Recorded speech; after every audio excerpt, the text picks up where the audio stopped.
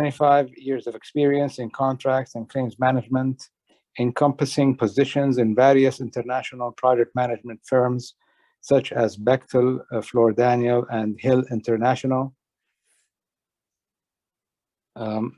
He also assumed several roles during his dispute resolution proceedings in construction projects. He is the president of the Association of the Advanced at the Cost Engineering International, the Greater Cairo section, and the country representative of Egypt of the Dispute Resolution Board Foundation. He's also the vice president of the Chartered Institute of Arbitrators, the Egypt branch.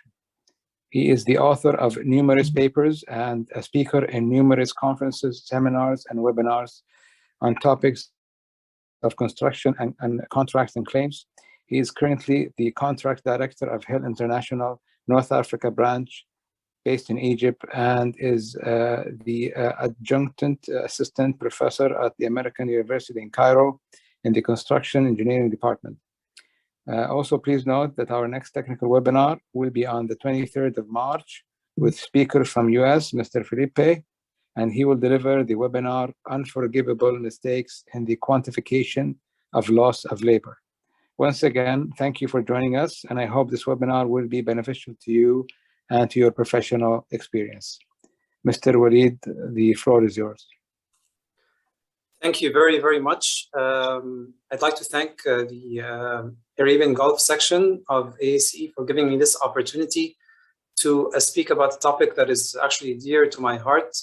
I haven't spoken about it before, but I think it's time that I share my experience with AACE with you all, for those who are with us here on this webinar and those who will be watching this webinar.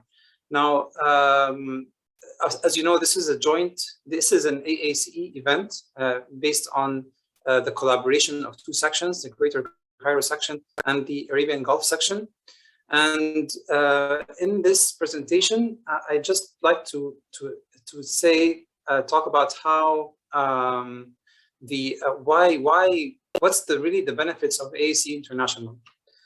And in doing so, I'd first of all, we'll start with the purpose of the presentation, and then we will go into the why, answering the question why, okay?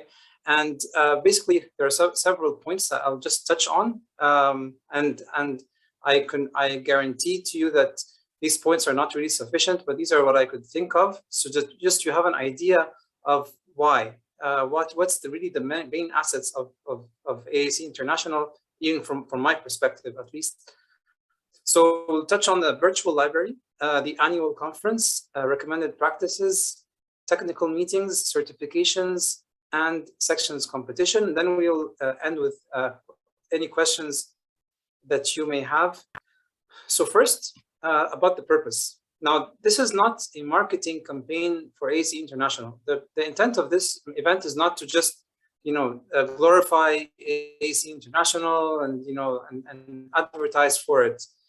Rather, I'm just sharing openly my experience throughout the years. I have been a member of AACE International from 2006 until 2009, and then I dropped for a while, and then I renewed my membership from 2010 until this point. So you can say I've been a member for over 15, 16 years.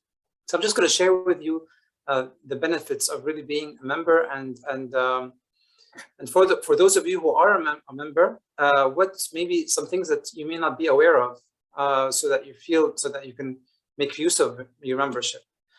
And so this is for members and non-members, as I mentioned. So for non-members, it's an invitation to join our international team, and for members, it's a invitation to just look inside and see benefits that you may have not seen before, you've not realized before.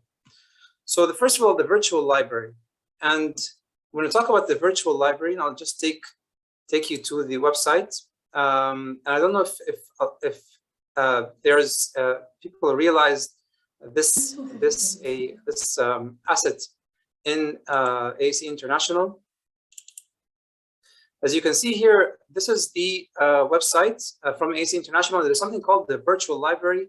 And this virtual library, I believe, is one of the main assets of AACE International. So when you go into as a member, even if you're not a member, but there's a large database of resources on a lot of topics, project management, which includes contracts, scheduling, cost, you name it, risk management, everything. And actually, so when you click, it has thousands and thousands of articles and presentations that have been presented in AACE International since, I think, the early 80s.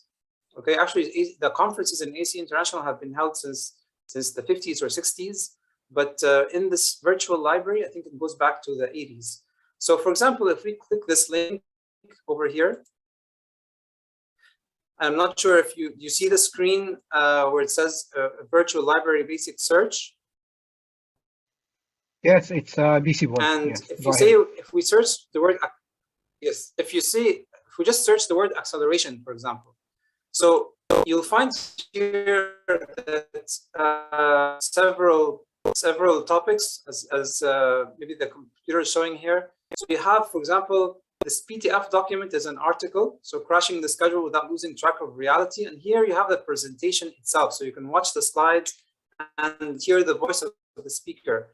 And then the list goes on, actually. So you have here defending against loss of productivity claims, understanding and applying elements of constructive acceleration, and there's the presentation, and and if you go down here, there's, for example, there's a conference on claims and dispute resolution presentations. Okay, so you see all these presentations. So basically, what I'm saying, large database in your hands. So say, for example, if you're working on a case, whether at work or if there's an arbitration or something like that, and you're touching on a certain point like acceleration, like delay analysis, like productivity. So you have a wealth of information in your hands. Screen. I'll open for example, these are several articles. Let's take this article on claimsmanship. Is it clear on the screen now, the article itself?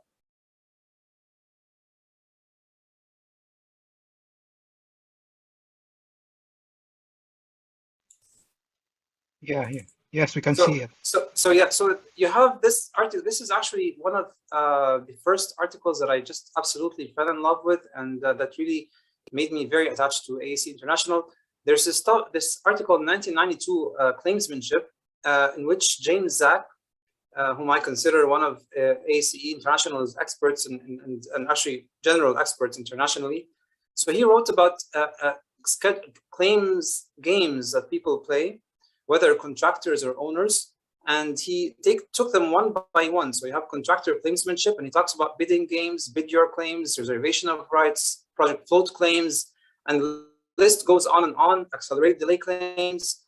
And then he talks about those claims and then the ways of combating those claims. And then he talks about the same thing with the owner claimsmanship, as you can see here. It's a very, very informative article, just one of the examples of the benefits of AACE International. And I'll go back to the presentation again. And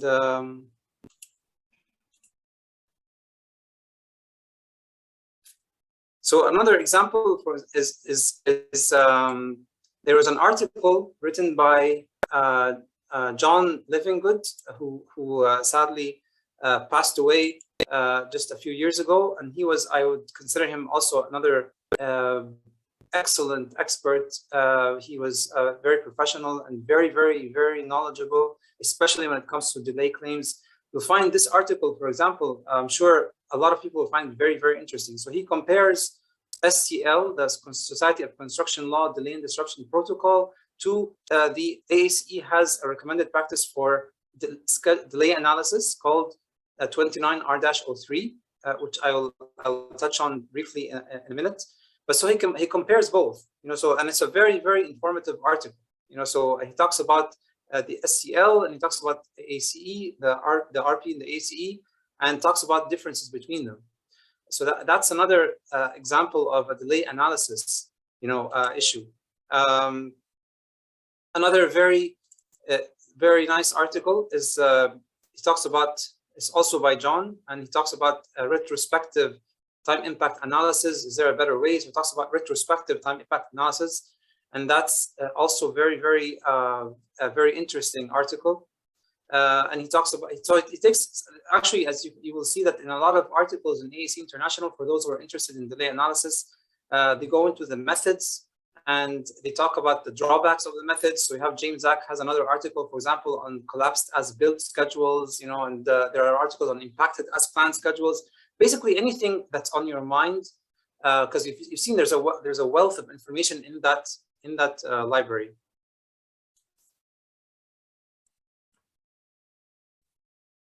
Now I'll just go to the PowerPoint again. And so basically, so this is, I don't want to go into a lot of, but I think you can see the point is in the virtual library, you just have a wealth of information. And I know for a fact that it helped me a lot. So whenever I have a certain point that I wanted to understand, to gain more knowledge in, all I have to do is just go to the virtual library and see what's written, and they're not easy. I would not say they're easy to read articles. They're challenging, but they really enhance your knowledge. Now, another key benefit of AACE International, and it's the annual conference. Now, there are times when you just feel like, I wish I can, present something. I have something I want to present to the public. I meet a research that I'd like to share with the public, and from my experience, there are international associations or organizations very well known, but they would not go by your skills or your knowledge in a certain topic. Actually, they can have a commercial purpose, and they just say, because if you sponsor this event, then you can present, you can become a speaker. If you don't, you cannot. However, AACE International is very different than that. AACE International, it's based purely on your effort. If you have a genuinely good topic, a good research, you can present it there's an annual conference in the United States each summer, and it's really based purely on effort, as I'm going to demonstrate to you now. It's very systematic, and I encourage all those who are attending this webinar and who are watching this, this is a key advantage. So what are the steps to present in the US, okay, in this annual conference? Very concrete and distinct steps. First thing is there's a call for abstracts submission in August. Okay, so we are now in March. In just 5 months from now, there will be a calling for the deadline for the abstract submission, and then generally it's by the end of August. So you submit an abstract, just a few lines and they have, of course, they have guidelines for the abstract of the topic that you want to present. Now your abstract will be reviewed by a committee, and then in October, this committee contacts you and says whether your abstract is accepted or not. Okay, so if it's accepted, then you have until January to work on the paper. Now the paper has certain requirements that you have to fulfill, but you work on the paper, and when you work on the paper and submit it in January, then in March you get the feedback on the paper, and so it's peer reviewed actually. And I'm telling you, it's not a piece of cake. They have professionals, very skilled professionals, that they really look at your paper in detail and give you comments. Okay, and you either pass or you don't pass. And so if you pass the review, and that means that your paper is accepted, you can now you can present in the conference. In April, you have to submit to AACE your draft presentation, the PowerPoint that you will be presenting. And then in June or July, this is the day of the conference. So you travel to the States and you present your paper, and your paper is enlisted in the transactions in the publications, and you will find that paper and your presentations in the virtual library that I just showed you just a short while ago. So actually you can, the paper, the abstract can go from just an idea to actually you're presenting it in a conference. It's real, it can happen. I've experienced it several times, and I think that's a very, very organized and very, I would say, very equitable structure that AACE has for decades, you know. And one interesting thing also is while you're there in the States and you're ready to present, you have the choice of rehearsing your presentation. So you have someone who can be there and can listen to you, can actually give you remarks on your presentation before you present. And so you can, you know, book a room and then you can present. So it's actually, it's very, it's very impressive, the organization of it all, you know. And there's evaluation criteria for the paper. So I want to show you what I mean by the evaluation criteria. As I mentioned to you, a group of professionals will look at your paper and they will mark your paper. So what does this evaluation criteria look like? And of course, you know this criteria from day one. So I got this from the website. So as I'm looking, I'm put on the link here. As you can see here, this is the evaluation criteria. There's the overall score, legal issues, paper style, proper evaluation, and total score. Never mind the failed here. This is just an empty score sheet. That's why it says fail. You have, then it goes into each one of those alone. So you have legal issues, you have scores, paper style, you have paper evaluation. See, all these are criteria that are marked by more than one person. Okay, and then you get an overall score, and that score will decide whether you can present or you can, you know, your paper is accepted or your paper needs improvement.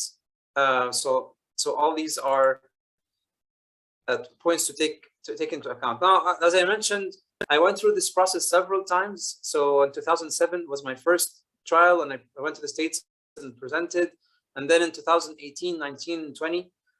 So these are just pictures. For example, this is in 2018, me and my friend and colleague Hussam Andil, we presented the legal and practical challenges to the implementation of time impact analysis methods. And Hussam had this interesting concept of why not get, after we presented, why not get everyone for a group picture. And before that, I also went with Ahmed Afifi, my friend and colleague as well, and we presented on missing BOQ items phenomenon. The AACE International has several recommended practices, and that's another big asset of AACE International.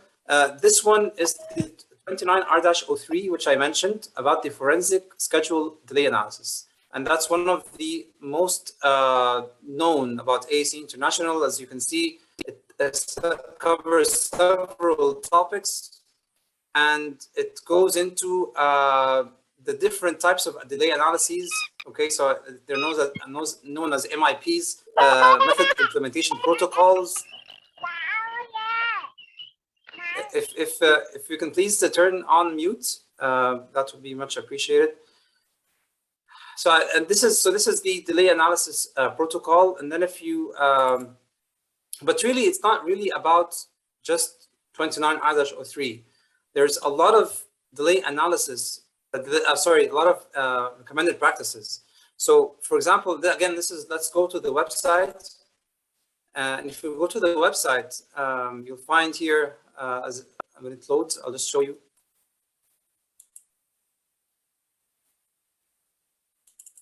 So this is the recommended practices in the website. And then if you go to current RPs,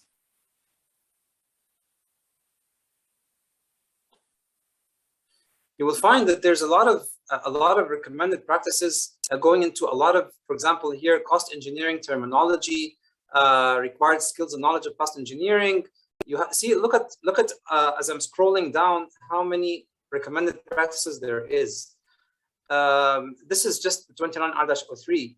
But so what does this really mean? This means that actually, you know, these recommended practices are industry practices. So actually, again, in addition to the journal articles, in addition to the conference, all these resources, you have all these references for international practices that it will also benefit you at work, or whether you have a claim or whatever. it really enhances your knowledge. And I invite you also to take a look at these recommended practices and use them. So in the members and non-members, they're open to all. Just members, it's for free, but non-members, it's for a certain fee. So the list, see, it just goes on and on and on and on. And you even have recommended practices as to, what's the critical path. For example, you have recommended practices as to loss of productivity claims. You have all kinds of recommended practices. Now, going back to the presentation. So another really interesting topic that I really enjoy in AACE International is this issue of each section has what's called technical meetings, holds technical meetings. And what that means is that each section should be actively participating in, having meetings, talking about a certain topic, whether it's online or you're hosting it somewhere, but you're talking about a certain topic. So actually in the Greater Cairo section, we have, for example, here a technical meeting that was held. This is in 2021 that talked about, for example, cost issues. We had one about neural networks online. This one was something, I showed you in the previous slide where Hussam and I went to the States to present about challenges using the time impact analysis method. So what we've done after we came back to Egypt, we decided to make that same presentation to accessible locally. So we held a technical meeting for members and non-members, and we presented that same presentation to them. What AACE International encourages is that you also reach out to, as you can see here in this webinar, the two sections, Arabian Gulf section and Greater Cairo, are collaborating, but we can also collaborate with corporations. We can collaborate with universities. So for example, in this picture you see here, we actually went to the American University in Cairo, and this was in 2018, late 2018, and we just talked about AACE International, and we talked about scheduling games, for example, which is another interesting topic that I didn't show you, but it's another interesting James Zack article. Now, let's say, what are the topics that we discussed, for example? So, just to give you an example of how enriching these technical meetings are. So in 2021, we at the Greater Cairo section held several online technical meetings in which we discussed several issues. And this is, for example, these are some of the topics. So the necessity for a schedule approval to perform a delay analysis. Must the schedule be approved so that it can be, it's acceptable to use it in a delay analysis, or does not have to be approved? That's one topic. Another topic is the contractor's design responsibility in Egyptian laws. I'm sure this is maybe in the Middle East laws. This is something that's also debatable. Scheduling challenges in the Egyptian construction industry. The issue of professional indemnity insurance. Like it's in all consultancy contracts, but what has anyone experienced a professional indemnity insurance claim from start to scratch? It's very elusive, so it's like it's there, but it's never researched, never discussed. Of course, I'm talking about Middle East, MENA region, so it's something that we discuss in our meetings. Cost challenges in the Egyptian construction industry, float ownership in construction projects. Now, can the time impact analysis be considered theoretical in arbitration or court or not? So this is another interesting thing, because we're always thinking delay analysis, as engineers, for example, but we're not thinking from the perspective of the courts. When there's a dispute or there's an arbitration, how do they think? They might think very differently. So this is something, thanks to John Livingood's articles, this is something that gives you food for thought. So this was something that we discussed. As I'm doing this presentation, actually this presentation, the seed of it came from one of our technical meetings where I just took our members on a very brief tour on the website. As you can see, sometimes I go to the website just to see AACE's available online resources. And there's this issue, for example, of general requirements or preliminaries. So, and if you know preliminaries or general requirements, there are two ways of, this could sometimes be used for the calculation of the prolongation costs of a contractor. So if in a delayed situation, the contractor wants the associated costs, the preliminaries or general requirements can be used for that, or do we use the actual costs where the contractor submits the actual costs that are anticipated to be incurred, for example. So this is another debatable topic that we discussed. Another point that I wanted to mention is the certifications, and probably this is one of the something that AACE is mostly known for, certifications, because AACE has been certifying since I believe the 60s, sorry, the 70s, maybe since 1976 or something. They've been giving certifications. And if we go to the website,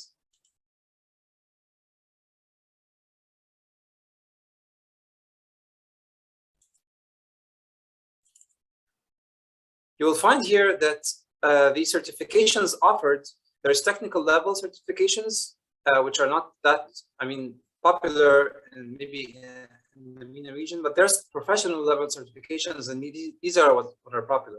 So you have the certified cost professional for those who are specializing in cost. You have estimating, you have earned value, planning and schedule professional, which is of course also very well known, and project risk management professional. Now, each one of those, so you can, if you click on the CCP, you have the requirements to take that certification and the test and so on and so forth. Now, the thing that is of big interest to me, at least, is this one, the Certified Forensic Claims Consultant, CFCC.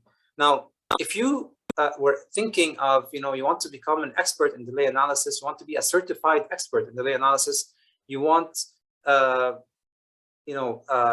owners or contractors or law firms to reach out to you to become an expert in an arbitration proceeding, for example, as an expert in that thing. This certification really lays the grounds for that. And actually, I in my opinion, because it's very well known that this certification is difficult to achieve.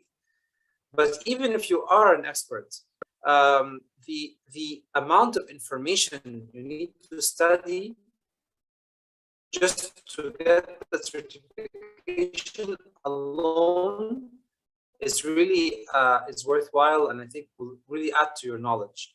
So you have to read an IT, scheduling, risk management, a lot of things, and it's going to test your writing skills and your knowledge. So it's just the journey itself is rewarding. So this is something that personally for me, the CFCC is a goal that I try to achieve. So back to the presentation, we talked about the certifications. Now, one very I can consider a big advantage. So all these advantages that I mentioned, we are, in AACE International, we are divided into sections geographically. So as you can see, there's an Arabian Gulf section, there's a Egypt section, there's a Spain section, Canada section. Canada itself is comprised of maybe 8 or 9 sections by province. The States has also several sections. And the interesting thing is all of the sections are in competition with each other. So, and it's a very nice and thriving competition. And then at the end of the day, you see the fruit of this competition in the conference, in the annual conference. And you go to the conference and you meet people from all over the world, and they're presenting different topics for AACE International. And so that's a really, one of the key, I think, assets of AACE International. And what's really interesting, and what I believe distinguishes AACE from other organizations, is this section scorecard. So they're very organized and structured. So what is this AACE scorecard? So if we go to the website, there are certain criteria for scoring. So for example, here you can see in the screen, the section scorecard categories and point value. So for example, if you do certification training, for example, that's 100 points per program. If you have scholarships, that's 100 points. So I mentioned meetings, right?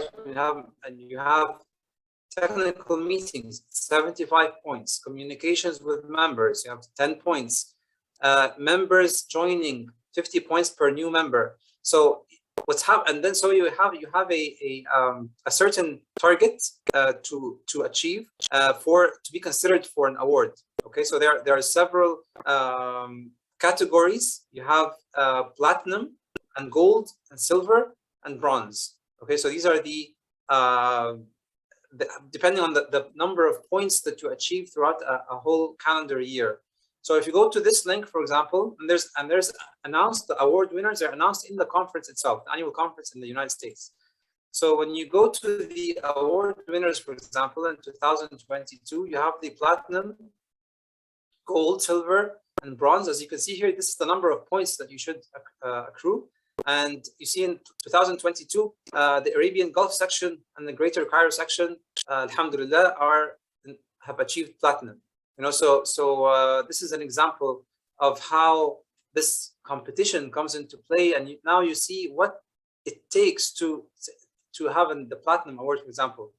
The number of points that you accumulate, and you accumulate the number of points through hard work, through having technical meetings, outreaching, having events, certifications, training.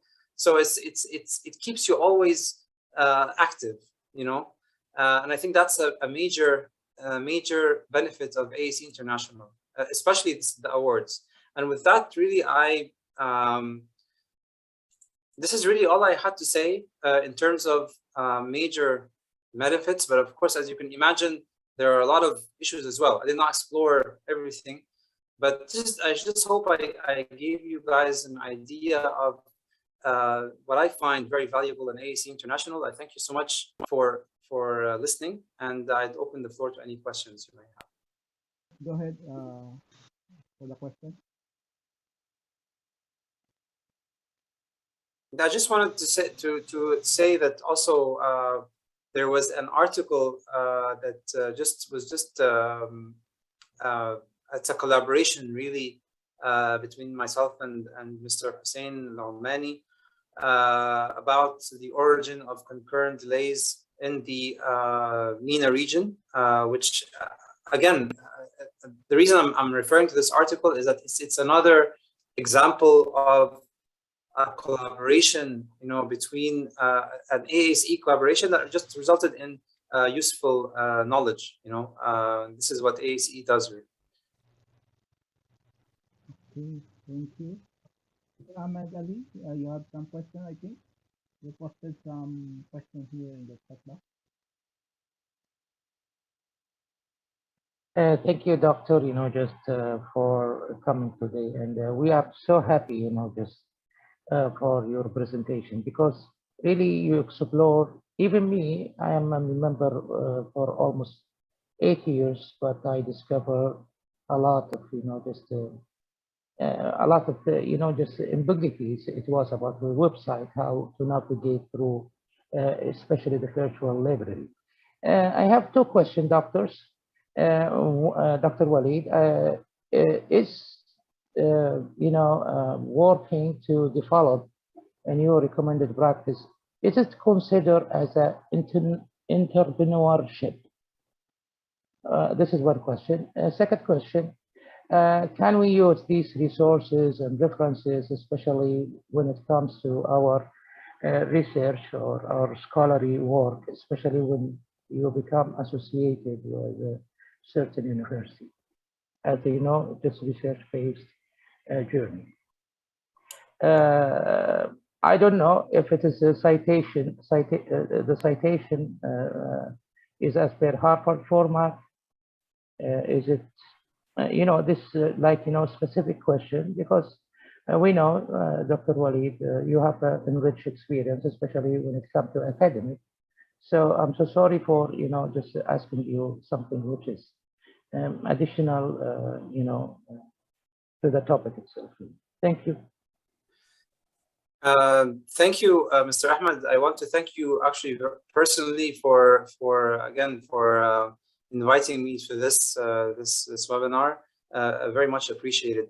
I'll just first comment on the issue of, can this recommended practice be used for scholarly work, I would say definitely yes. So because what does this recommended practice mean? It's an indication of what the pulse of the industry is. So it's just it's an indication of what the construction industry, what does it say about a certain topic. So for example, of course your question was about scholarly, but I'll take it further to even going to arbitration. For example, I was an expert in an arbitration case, and at one point I wanted to explain to the tribunal, they were all lawyers, what critical path means.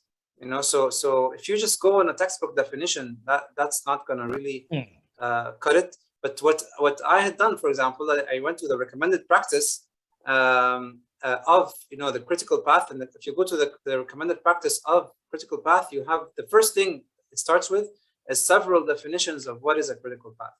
So, and by just saying this is the Association for the Advancement of Cost Engineering, recommended practice, this, and here's a definition, that alone grabs attention. I mean, that has merit. Instead of going, say, to any article or a book or something, the recommended practice has weight. If you forgive me, can you repeat the last question that you asked me? Because the second question is doing research, especially when you are upgrading the norms and best practices, especially when it comes to Advancement Association Cost Engineering, is it considered as a entrepreneurship or يعني ريادة الأعمال or something like that? Because opportunity identifications, when you find the problems especially with our existing practices within our organization and also our corporates. So sometimes you need to do what we call this basic or surface to be provided and to maximize, or you can say to find the gaps, and based on that you can make what we call enterprising, where to minimize this gap. Is it considered as an entrepreneurship? Because I have my research advisor, we have been debating for almost 3 months just if it is considered this entrepreneurship, because I'm doing right now research related to just post-pandemic norms when it comes to conceptual estimation, because I am passionate about this field. Thank you, Dr. Thank you. I would not consider it an entrepreneurship, really. Just a compilation of opinions, from experts in the industry. So it's not really an entrepreneurship. But one interesting thing about it is that, and I didn't show you this on the website, but what the process that it takes is that, say, for example, there are several committees in AACE International. So there's the CDR committee, which is the Claims and Dispute Resolution Committee. There's a scheduling committee. There's an owners committee. So say if you're in the claims committee and you want to develop a recommended practice for claims, for example, there's a recommended practice for change order management, for example. You say, Mr. Ahmed, you're the one who's taking the initiative to draft the recommended practice, and you have several people to help you, and me and say Mr. Hussein, and then we come up with this recommended practice, and then there's a draft which is open for review by the members and even non-members. So actually, this is another asset, is that actually the work of this recommended practice takes feedback not only from members but for others in the industry as well. So when a recommended practice is issued by AACE International, it really presents an expert, you could say an expert opinion. I would not say it's not a entrepreneurship or something that's set in stone, but gives you a good idea of the pulse of the industry. So this is something. I see Mr. Anthony Delmiguez. If I pronounced your name correctly, apologies if I did not. Yes, you mentioned. Please share about your experience. What is the best rebuttal for a counterclaim? Can you please elaborate on your question? Regarding the counterclaim, sir, mostly whenever we will be facing some change orders, design changes, so we will do some claims, especially on the later part of the project. But mostly we are receiving some counter claim from, especially from the client, that they are saying invalid TIA method, insufficient substantiation. So in your experience, how should we deal with this to rebut the counterclaims? Well, thank you first, Mr. Anthony, for this question, because that's right on target of what I was discussing now. Now you receive a counterclaim from the client, and as you mentioned, it says improper delay analysis method, for example, right? And Yes. you're using the impacted as planned, for example. Okay, so very simply, you just go to the AACE International Virtual Library, you search the words impacted as planned, and you look at what has been written on it. And you might find something where the impacted as planned, it's appropriate for use in certain situations, for example. The article actually that I started with, the claimsmanship article by James Zack, that has contractor claims and owner claims. And so you get actually both sides of the story and how you can handle each one. And so I really can't emphasize how useful this information is. You just have to read it for yourself.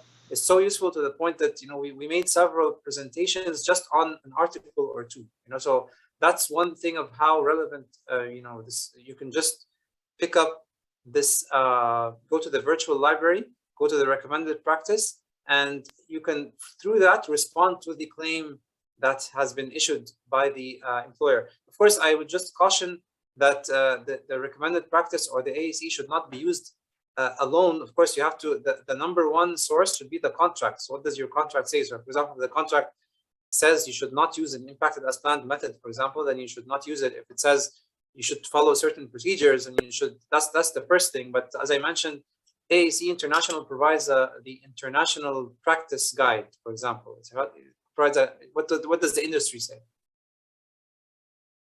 Thank you so much, Doc. You're more than welcome. Thank you.